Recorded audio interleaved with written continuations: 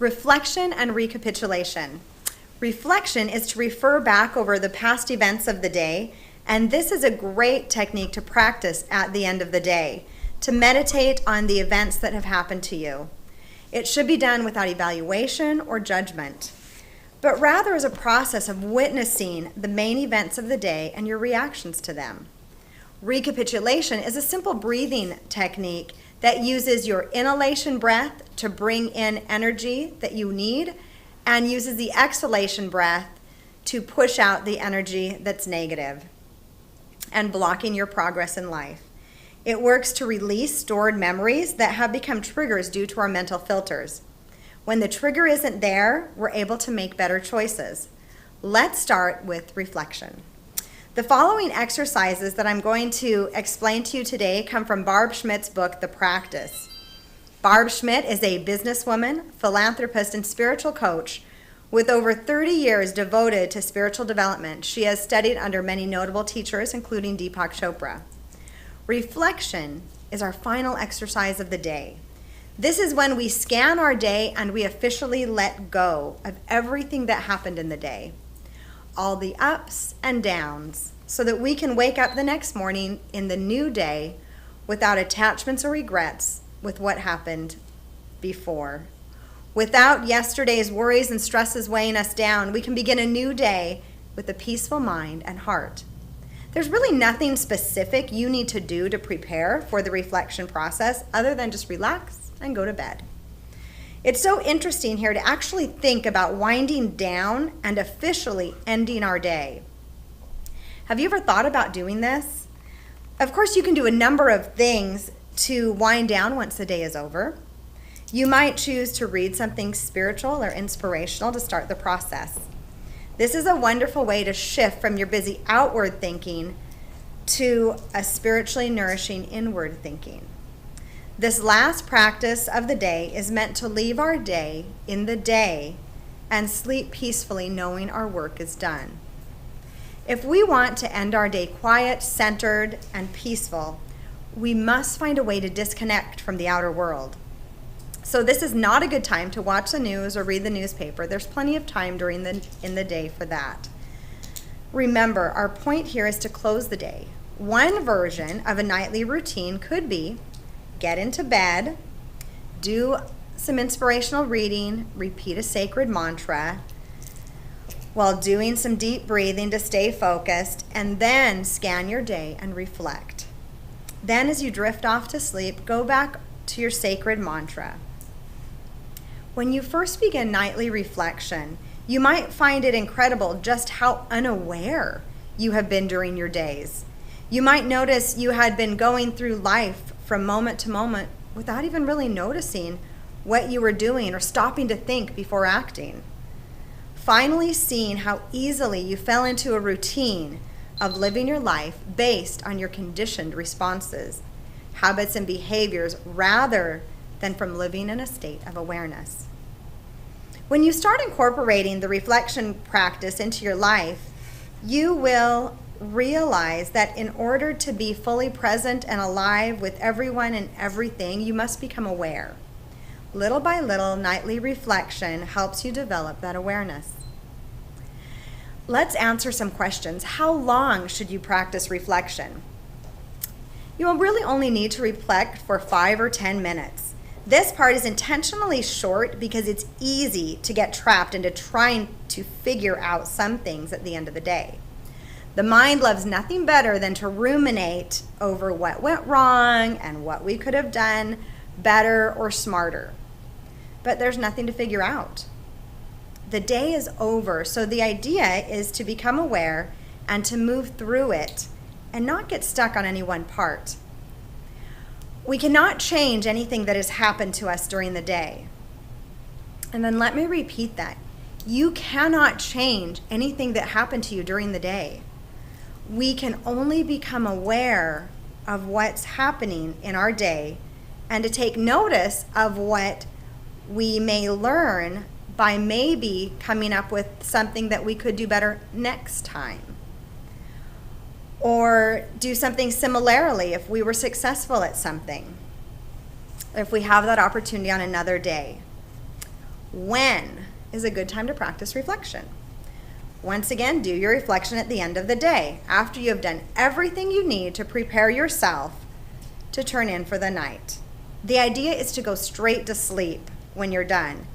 You're truly making an effort to close out the day and go to sleep, knowing that you have ended the day the best you can. Where should you practice reflection? Sitting up in your bed is a good option. If you have a special room or place set aside for meditation, that's another option that you might choose. It's usually best to keep the lights on during the reflection process so that the urge to fall asleep doesn't come over you as easily. Wherever you decide to practice your reflection, the key is to be ready to go straight to bed when it's finished. How do you practice the reflection process?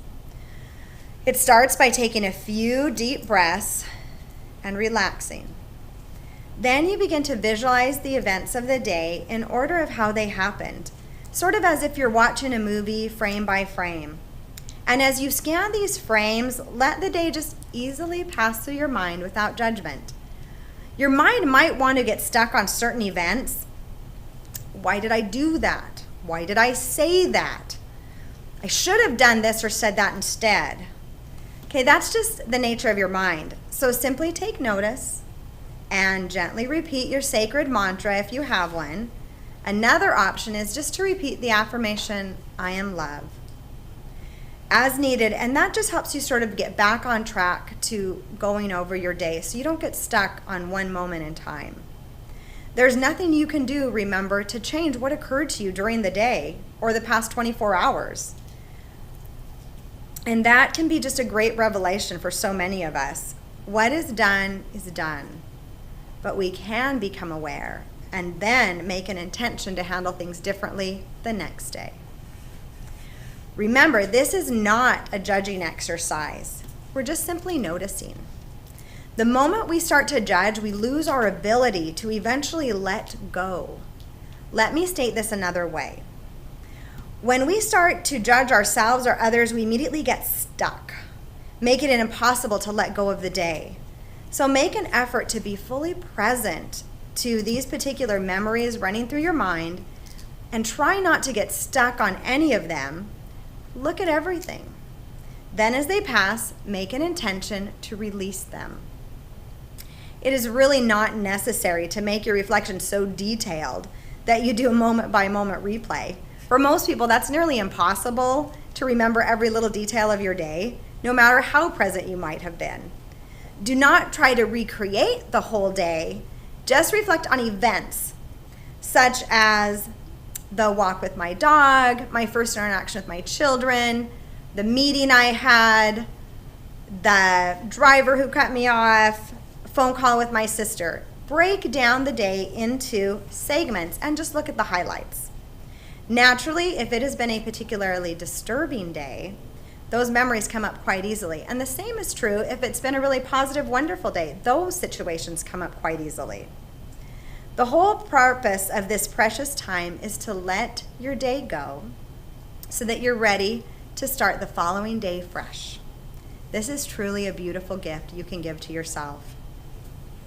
Creating the art of noticing without judgment. We cannot change what happened during the day, as I keep repeating, but our minds often try to rewrite the ending by thinking about what should have or could have gone differently. We sometimes go to sleep just racked with guilt, pain, stress, or suffering. Why did I do this? Why did this happen to me? I should have done this. I could have done that. Why did they treat me this way? I feel so guilty for saying those negative things. And I'm so angry with her. I'm so angry with him. This is not right what happened to me. But really, what does this do for us? It actually puts us into an agitated and unsettled place right before we go to sleep. Can you see the absurdity in stressing ourselves out before bed? Here we are, especially after a hard day, thinking, oh good, now I can go to sleep. I can finally end the day. But then our mind ruminates over what happened. and there's no way we're getting to sleep. It's impossible. We can only find peace when we're able to let go of the day. I know this sounds easier said than done, but little by little with practice, we become able to leave the day in the day, knowing we did the best we could. Many of us can relate to being pulled in many directions during the moments of our day. For example, during reflection, you may notice that you did not handle something as well as you would have liked. Again, this is not about making excuses. It is, however, about acknowledging those factors that may have contributed to your inability to handle the situation the way you would have liked, such as not getting enough sleep, skipping breakfast, or just putting too much stress and pressure on yourself. Noticing interactions like this is how you tap into your inner wisdom and knowledge. This gives you the perfect opportunity to make an intention to handle something differently next time, or to make a change as necessary. You become aware, or as the Buddha said, awake. Here's some questions that you can use in your reflection practice. When it comes to reflection, some people have difficulty visualizing the events of the day and spending a thoughtful moment or two on the highlights and the lows. Others prefer prompts to jog their memories and help them focus their thoughts. When responding to the questions, just observe your answers without judgment. These questions are intended as examples to help you acknowledge and release your day. Did I give my full attention to the people in my life? Was I present for them? Was I patient for them? How was my interaction with my family and my friends? Did I make eye contact with people? Did I listen to what others had to say? Did I use the reflection practice in my day? And if I did, how did it help? Did I turn to my sacred mantra or affirmation for support? What went well today? What didn't go well today? What are my blessings? Completing your reflection. When you have completed your review of the day's events, a nice way to seal the process is by repeating an affirmation. You can write one for yourself, or if it resonates with you, you may use the affirmation that follows from the book, The Practice. This day is now over. I choose to live in the present moment. I am thankful for having been given this day and the blessings that it has held. I take comfort in now releasing any challenges or successes I experienced today. And I head into a restful sleep with the peace and knowledge that tomorrow is a new day. I am always working toward the person I wish to be. That completes our reflection process. Now let's move into recapitulation. Recapitulation is a simple breathing technique that allows you to release the past on an energy level. Every piece of information in your mind has an emotional component and an action component. Almost every memory you have has some kind of emotional charge attached to it. If you were severely bitten by a dog as a child, then maybe you're scared of dogs now. So a dog that might seem lovable to someone else brings fear to you. Your filter system is a series of stored memories that your mind relies upon whenever it makes a decision about anything. The stronger the emotional component, the more rigid your thinking patterns around a particular issue. Recapitulation allows you to release the emotional component of a memory so that you can see an issue more clearly and make different choices in your life. Once the emotional charge is removed, we see so many other choices. We are free to choose based on what we want to create rather than what we believe about the past. Until we release the emotional charge or the energy behind the decisions that we make, it becomes really difficult to think clearly. And that makes change difficult. So what is the recapitulation process? Well, the actual process consists of two types of breath that you're already doing. the inhalation and the exhalation. They are two entirely different types of breath that are practiced separately. Okay, these breaths are designed to remove any emotional charge or energy you have attached to old stored memories. Once you remove the emotional energy from the memories, they become emotionally neutral, and it's much easier for you to make different choices in the future. When a doctor hits your knee with a little hammer, your leg automatically swings. When you hit one of your emotionally charged memories, you automatically take the same actions. Once you recapitulate a memory or series of memories, you can choose what action you want to attach to events in your life. One woman basically recapitulated her entire childhood. When she was growing up, she felt judged by her mother. She felt unloved. She felt that some of her things that happened to her were abusive.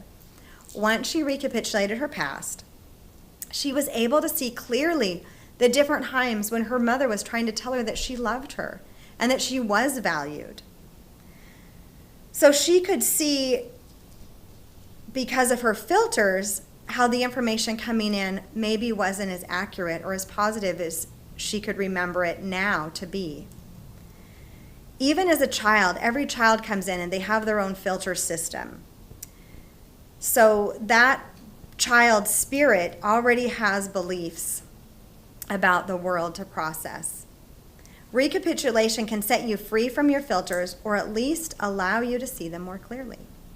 The inhalation breath focuses on taking back any energy you have given to a person or event. In order for us to be upset by someone or something, we have to give it permission to upset us. In a sense, we have to give away a piece of ourselves. With the inhalation breath, we take back that piece of ourselves that we left behind. The exhalation breath gives back the energy we received during the exchange. If someone was yelling at us, we give back their anger, shame, and judgment. They gave us a piece of themselves, and we give it back to them. It is important to keep the energy aspect of the two breaths separate. When you're removing energy from the event, you don't give it back in the same breath. You practice your inhalation breath for 5 to 10 minutes, and then you go through and you practice the exhalation breath with intention. Of course, you're always doing both breaths, but you're only putting the energy towards one type of breath at a time. If an issue is particularly emotionally charged, it may take several sessions to clear it. Usually you know when you're done with an event or series of events when you experience that moment of clarity. You finally see what your filters are and how they created the events clearly. And you experience no judgment for yourself or those involved. Recapitulation can take on many forms. You can practice it daily so you can release all the stored energy from the past. You can work on specific issues, or you can practice it moment by moment during the day when you find yourself hooking emotionally. If you want to recapitulate your entire life, it's really helpful to make a series of lists. Often your mind feels so overwhelmed at the prospect of making those lists that you might never really get started. So if you just start the list and add to them as people and places come up, you'll be surprised at how fast they get done. There are 5 lists which could help you remember events. Number 1, a list of all the places you've ever lived. Number 2, a list of all the people you've ever known. Number 3, a list of all the jobs that you've ever had. Number 4, a list of all your pets. And number 5, a list of all your sex partners. If you can't remember a person's name, just write the store clerk or the jerk who cut me off or Joe's friend.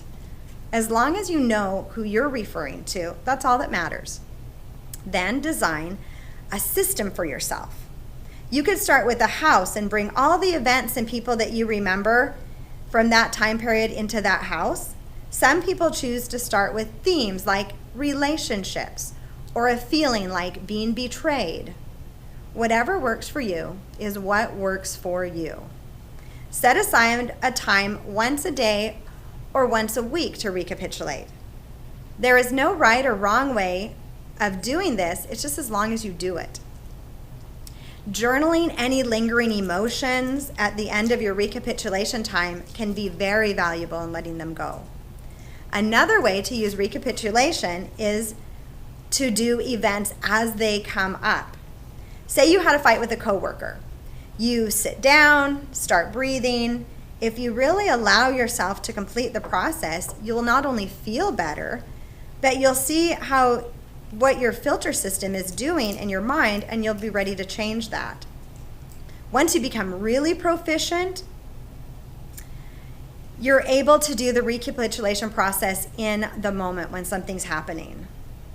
While you're talking to someone, you can breathe the situation in so you don't have to react.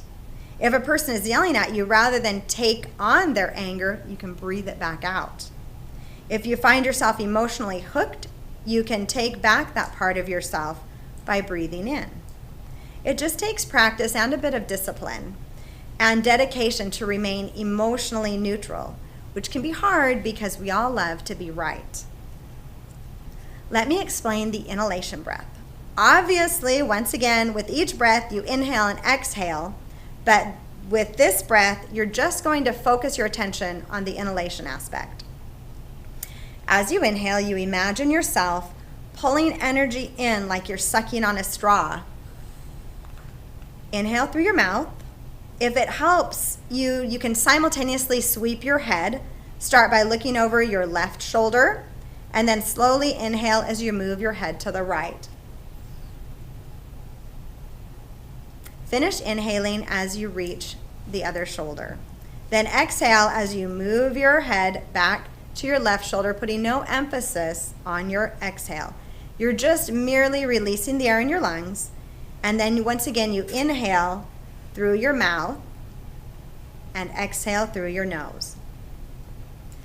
This is how the exhalation breath works. So once you finish that process, whether you're doing it for 5 or 10 minutes, the inhalation breath, then move on to the exhalation. This breath focuses on releasing any energy you have attached to a memory. As you exhale, imagine yourself blowing out energy like you're blowing out a candle. Start by looking over your right shoulder and exhale, pushing out the energy as you move over to your left shoulder. And just use your breath. Finish exhaling when you reach your left shoulder and inhale as you move your head toward the right. When you inhale, only fill your lungs with air. There's no thought going into the inhalation breath. And then you exhale through your mouth because during the exhalation breath. So once again, a simple process, something that you can do nightly or even once a week. Thank you.